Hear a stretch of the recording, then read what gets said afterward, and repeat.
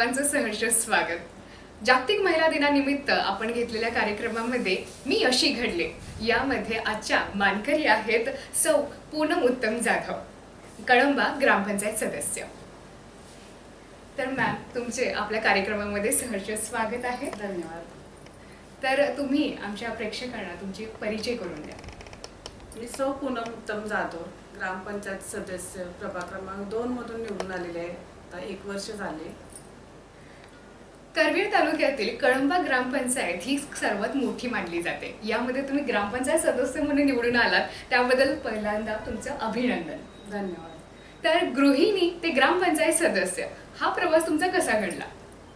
गृहिणी म्हणून माझा प्रवास आनंदी आहेच, पण ग्रामपंचायत लोकांची कार्य पार पाडताना जो आनंद मिळतो तो त्याच्यापेक्षाही दुप्पट आहे। माझा गृहिणी आणि ग्रामपंचायत हा प्रवास सुखमय आहे। खूप छान।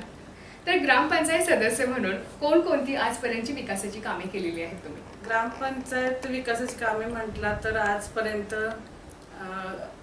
कॉन्क्रीट रस्ते, गटर्स इत्यादी कामे आजपर्यंत पूर्ण झालेली आहेत। तर ग्रामपंचायत सदस्य म्हणून तुम्ही केलेली कामे वगळता आपण वैयक्तिकरित्या कोणकोणती सामाजिक कार्य केलेली आहेत?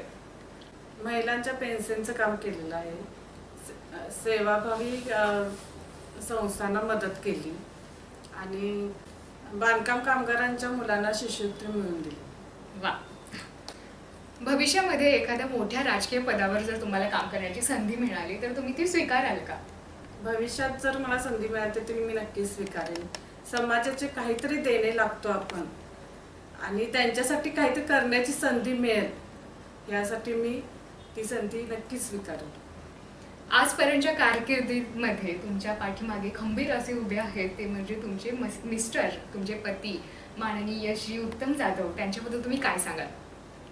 माझे पती उत्तम जाधव यांना समाजकार्याची खूप आवड आहे आणि त्या हेतूनेच मी या क्षेत्रामध्ये उतरले आहे आणि ते माझ्या पाठीशी खंबीरपणे उभे आहेत। तर तुम्ही ग्रामपंचायत सदस्य आहात, तर आता तुम्ही कोणत्या नवीन योजना आखू इच्छिता?